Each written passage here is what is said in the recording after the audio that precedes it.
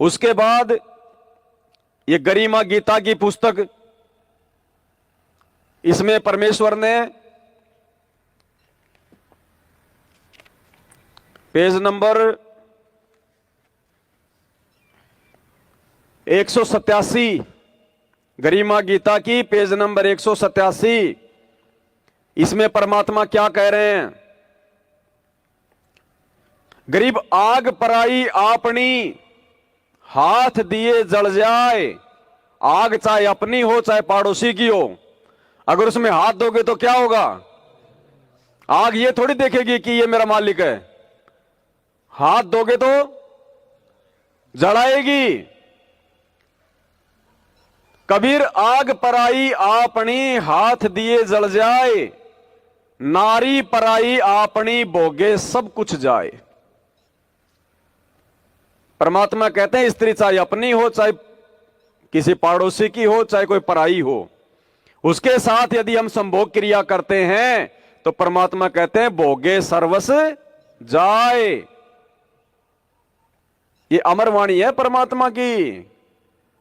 अगर सतलोक के, अगर मोक्ष प्राप्ति के लायक बनना है तो, सारनाम प्राप्ति के लायक बनना है तो, सारनाम का मतलब परमात्मा, और परमात्मा उसी के हृदय में बैठेगा, उसी के अंतःकरण में बैठेगा, उसी के घट में बैठेगा जिसका घट बिल्कुल शुद्ध पवित्र निर्मल निष्पाप और निष्कलंक होगा। कबीर परमेश्वर जी ने कहा है यदि आप वेश्या तथा दुराचारी हो इसलिए हेस समझते हो कि वे पर स्त्री तथा पर पुरुष से भोग विलास करते हैं, गुरुदेव कहते हैं यदि आप किसी को इस बात को लेके हे समझते हो कि वो तो दुराचारी है, वो दूसरी स्त्री या पुरुषों के साथ में इस प्रकार के उसके संबंध हैं, आप अपनी विवाहित पत्नी से भोग विलास करते हैं और अपने को उनसे श्रेष्ठ मानते हो। यानी दूसरों को तो कहते कि वो मतलब वेश्यावृत्ति करता है, वो दुराचार करता है, तो परमात्मा कह रहे तुम अपनी पत्नी के साथ में कर रहे हो वो क्या है? आप अपनी विवाहित पत्नी से भोग विलास करते हैं और अपने को उनसे श्रेष्ठ मानते हो। तो ये विचार करो कि यदि स्त्री मिलन करने से सब भ्रष्ट हो जाते हैं तो आप भी तो स्त्री या पुरुष से मिलन करते हो। भाई आप भी तो वही कर्म कर रहे हो, वो बाहर कर रहा है तो घर में कर रहा है, कोई बाहर चोरी कर रहा है तो कोई घर में चोरी कर रहा है, कर तो चोरी रहा है। जैसे अग्नि अपनी हो चाहे अन्य की, यदि हाथ दोगे तो जलोगे ही। अग्नि अपनी, अग्नि कोई बचाव नहीं करती। इस प्रकार विचार कर अपने कर्मों को देखो। परमात्मा कहते हैं थोड़े लिखे को ज्यादा समझो। देखो आज समय आ गया इसलिए परमात्मा ये बातें आप और हम भाई बहनों को बैठा के करवा रहे हैं। और यही बातें यदि गुरुजी सत्संग में कर दें, बरवाड़ा में कर दें, तो लोग पता नहीं क्या क्या बातें करने लग जाए परमात्मा के लिए। खुद ने तो सारे ऐसो आराम कर लिए, सारे भोग भोग लिए हैं, हमारे बच्चों का समय आए तो ये वो फलाना काय का बाबा और ये वो तो ये भी बंद कर दो। अरे जब मोटे मोटे जो बुराइयां हैं, जो नियम है, दारू बीड़ी गुटखा, वो ही लोग नहीं छोड़ पा रहे थे, ये कर्म छोड़ देते। तो भाई और बहनों, उन लोगों के लिए आज भी वही बात है, वही समय उनका। आप और हमारे को परमात्मा ने लाखों की भीड़ में से छांट के साथ संगति में बैठाया है, सतलोक की ट्रेनिंग के लिए, सारनाम की प्राप्ति के लिए। तो आप और हम भाई बहनों ने ज्ञान आधार से इन बातों पे विचार करना पड़ेगा। अभी हम बिहार गए थे, वहीं से परमात्मा का बेड लगाने की ये प्रेरणा हुई, क्योंकि उस बहन के घर में सत्य भक्ति चल रही है। 2020 में उसने नाम दीक्षा ली। एक बेटी है उसके घर में, 14-15 साल की, गांव में रहती है वो बहन। बराबर में उसके देवर का घर है जहां उसके सास ससुर रहते हैं। पति उसका फास्ट फूड का ठेला लगाता है।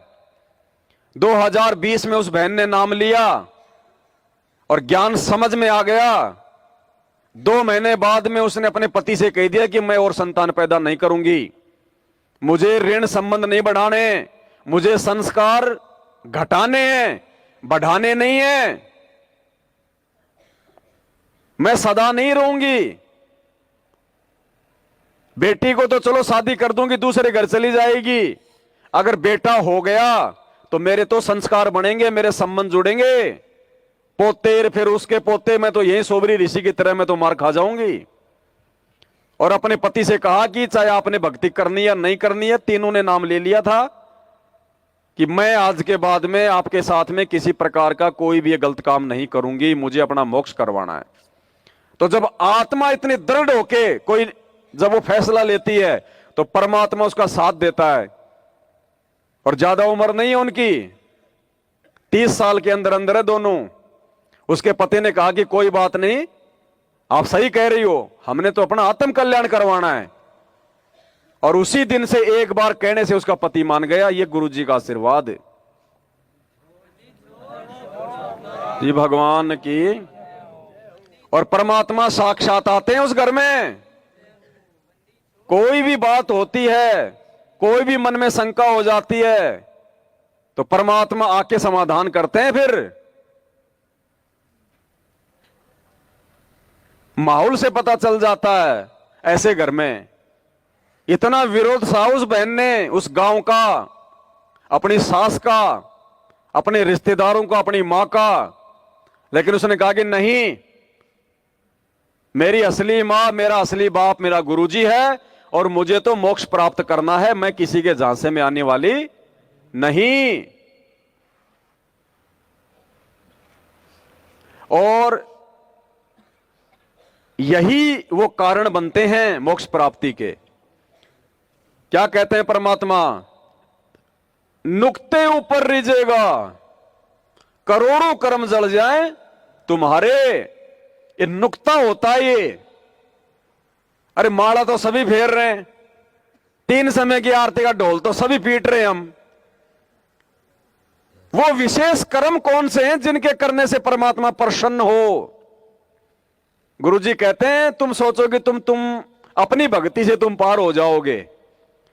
परमात्मा कहते हैं लाखों लाखों साल माला फेर फेर के जा लिए लोग, सब यही धक्के खा रहे हैं। ग्रेस मार्ग चाहिए, ग्रेस मार्ग। ग्रेस मार्ग का मतलब गुरुजी की विशेष मेहर, गुरुजी की विशेष रजा, उनकी कृपा। और वो कैसे मिलेगी? वो परमात्मा ने बताया कि भगत जब ऐसा कोई कर्म करता है जो उसके गुरुजी के दिल को छू जाए, क्योंकि गुरु तो अंतर्यामी है, देखने की जरूरत नहीं है, सबके घट में बैठा है। उस भगत के उस कर्म से गुरुदेव ने बताया कि ऑटोमेटिक उसके गुरु की तरफ से एक लहर जाती है, एक मेहर जाती है, प्यार की, आशीर्वाद की। और जब तक वो मेहर नहीं मिलेगी तब तक हम मोक्ष के अधिकारी नहीं बनेंगे।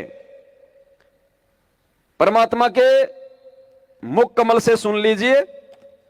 कहते हैं ये तुम्हारा जो कल्याण कैसे होगा कि सतगुरु जो तत्वदर्शी संत है उसको नजर निहाल कर के इतना उनके अनुसार उनके मर्यादा में चल के वो तेरे ऊपर गदगद हो जाए। वो संत के मेरी प्यारी आत्मा परमात्मा को पाने की के रास्ते पर बिल्कुल सही चल रही है। तो अंदर से जो एक हिलोर आती है संत के अंदर से, जिस भक्त की, जिस बहन भाई की क्रियाओं से जो प्रसन्न हो जाता है कि ये सही मर्यादा में चला, तो वो जो एक रजा आती है उसके बाद फिर एक उसके प्रति एक कसक जाती है कि बहुत अच्छी, और परमात्मा अपने बच्चे पर मेहर रखना, ऐसे ही चले। तो वो एक आशीर्वाद आपको एक्स्ट्रा मिलता है जिसको ग्रेस मार्ग कहते हैं। तो यहाँ कहते हैं इन बातों के पाइए कर सतगुरु नजर निहाल है। मान लेते नहीं वो ज्ञान भी हो गया कैसे ऐसे होता तो, और सतगुरु नजर निहाल हुआ नहीं, तुझे सार नाम फिर सार शब्द मिला नहीं तो भी बात बिगड़ेगी। इसलिए ये कल्याण कहती है बातें कहने सुन की ना है, कर पाड़ने की है।